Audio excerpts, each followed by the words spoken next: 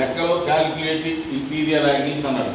మనకి లైన్లో 4 బేరింగ్స్ ఇచ్చాడు. నిన్న చెప్పాను నేను 4 బేరింగ్స్ ఎలా మార్క్ చేయాలనేది చూడండి. ఏబి 50, బీసీ 122, సిడి 45, డిఈ 320, అలానే EA is equal to 320 degrees. ఇక్కడ మనము ఇంటీరియర్ యాంగిల్స్ అంటే చూడండి, బాగా జాగ్రత్తగా అర్థం చేయండి.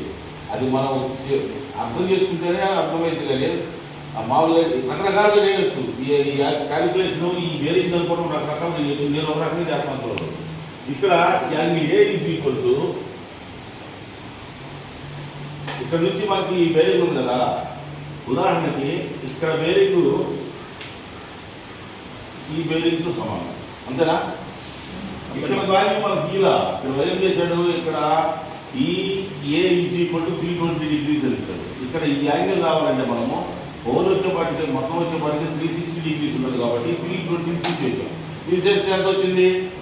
360 మైనస్ 320 ఈజ్ ఈక్వల్ టు 40. అంటే ఇక్కడ యాంగిల్ అనేది 40కి సమానం. ఇక్కడ 40 డిగ్రీస్ వచ్చింది. ఈ 40 అనేది ఇక్కడ 40కి సమానం. ఇక్కడ కూడా 40 డిగ్రీసే పడుతుంది. అవునా? మనకు కావాల్సింది ఏంటి? Angle A is equal to ఇక్కడ ఈ లోపల యాంగిల్ కావాలి. ఈ బయట యాంగిల్స్ ఎంత ఉన్నాయి? 50 ప్లస్ 40 90. ఇక్కడ ఈ యాంగిల్ రావాలంటే నేనే ఇచ్చాను 180 మైనస్ 90 ఎంత వచ్చినప్పుడు 90 డిగ్రీస్. అంటే angle A is equal to 90 degrees. Next angle B. Angle B కూడా ఈ యాంగిల్ రావాలి, ఈ బేరింగ్ రావాలి. ఈ బేరింగ్ రావాలంటే మనకి ఇది తెలుసుండాలి, ఇది తెలుసుండాలి, అంతే కదా. ఇక్కడ ఈ బేరింగ్ 50 అని ఇచ్చారు. ఇక్కడ ఇది కూడా 50 అవుతుంది.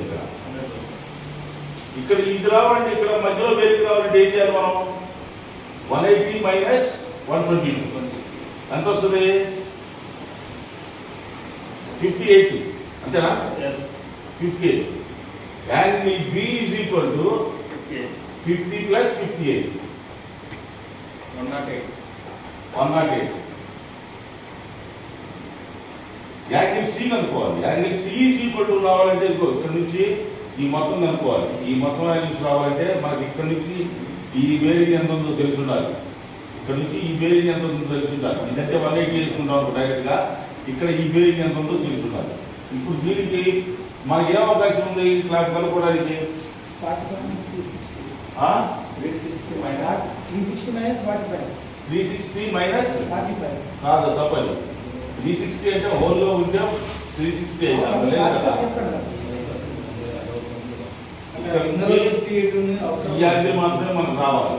ఈ యాంగిల్ రావాలంటే మనకి ఇక్కడ ఉంది, ఇక్కడ 58 ఉంది కదా, ఇక్కడ కూడా 58 అవుతుంది. అర్థమైందా? ఇది 58 అవుతుంది. ఇది ఎంత ఉంది? 58 ప్లస్ 45 ఎంత చూడండి. 103 అంటే ఇప్పుడు 360లో 103 తీసేయండి.